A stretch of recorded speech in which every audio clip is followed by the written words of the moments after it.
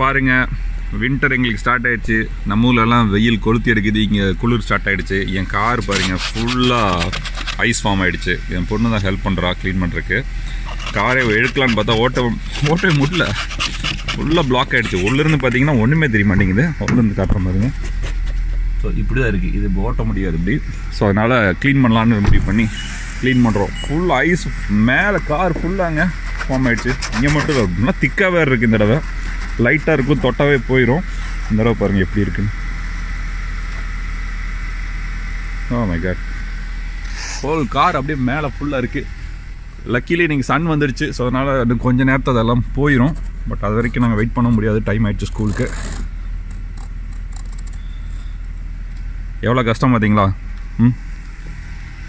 இந்த மாதிரி எல்லா கார்லேயும், அங்கே இருக்கிற எல்லா கார்லையும் இப்படி தான் இருக்குது ஃபுல்லாக. ஸோ எங்களுக்கும் வழி இல்லை.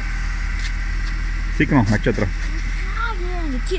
சீக்கிரம் பாருங்கள் எப்படி எடுக்கிறேன்னு. யோசிச்சு பாருங்க, காலங்காத்தால் எழுந்திரிச்சு இப்படி வந்து க்ளீன் பண்ணிகிட்டு இருந்தா எவ்வளோ எரிச்சலாக இருக்கும். கார் எடுத்தோமா போனோமான்னு இருந்தால் ஜாலியாக இருக்கும்.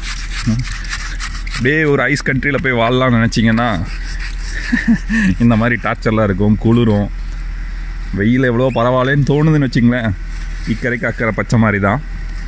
எனக்கு அங்கே இருந்தால் பரவாயில்ல, ஜாலியாக ஒரு ஷார்ட்ஸை மாற்றிட்டு போகலாம். இதுக்கு நான் ஜாக்கெட்டை போடணும், சாக்ஸை போடணும், கைக்கு க்ளவுஸை போடணும், வந்தால் இந்த மாதிரி ரைஸை க்ளீன் பண்ணணும். ஒவ்வொருத்தனுக்கும் ஒரு பிரச்சனை.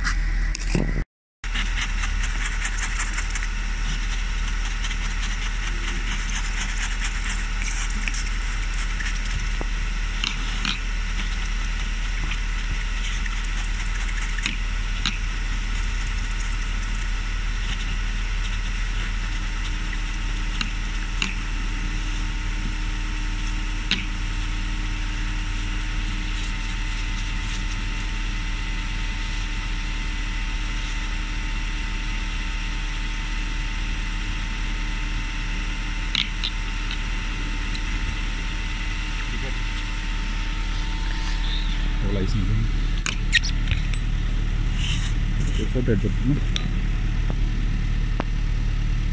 என்னையோட பாருங்கள் இவ்வளோ ஐஸு கார் கண்ணாடியில். இன்னும் மேலெல்லாம் இருக்கிற மேலெல்லாம் எடுக்கல, கை வலிக்குது. நம்ம ஸ்கூலுக்கு டைம் ஆச்சு, ஸ்கூலுக்கு போகலாம்.